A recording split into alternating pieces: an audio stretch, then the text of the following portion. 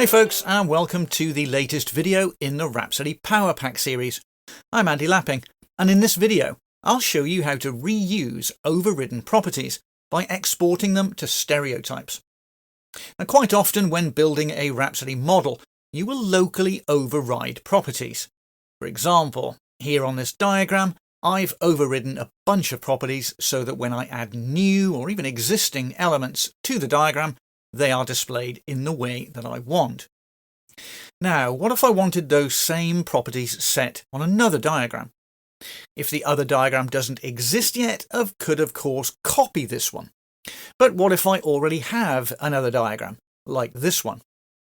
If I drag these blocks onto that diagram, then nothing is displayed the way I want, because that diagram doesn't have the property set up.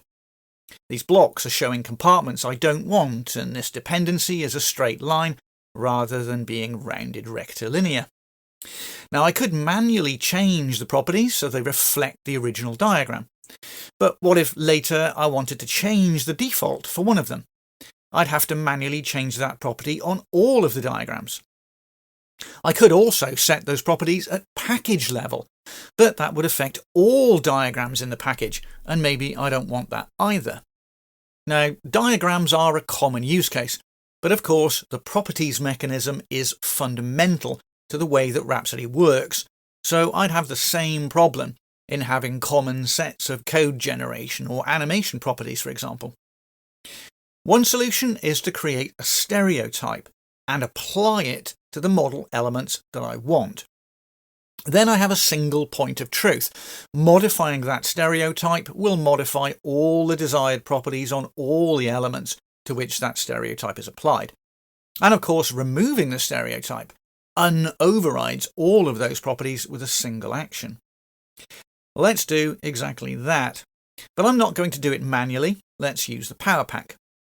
I'll right-click the element that has the locally overridden properties. In this case, that's the diagram.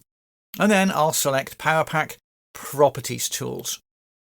Here I can choose to export those properties to either a new or an existing stereotype. Let's choose New. A new stereotype is created with those properties already set, and it automatically has the applicable to set to the source model element type. So I can now apply that easily to the other diagram by simply dragging it onto that diagram in the browser. Now, if I drag those blocks onto the diagram, they have the correct layout properties. I can also export the properties to an existing stereotype by selecting that option in the Power Pack menu. In that case, Rhapsody's mini browser pops up, allowing me to select an existing stereotype. This one, for example, lets me apply those properties to diagrams or packages. And by the way, a very quick way to get going with this for diagrams is to set up the diagram elements the way that you want, and then use make default to automatically override all of those diagrammatical properties on the diagram. Then you can use the helper to store them in a reusable stereotype. Well, that's it for this video.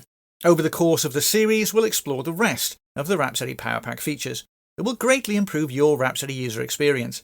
So please do subscribe if you want to be notified as those videos get published.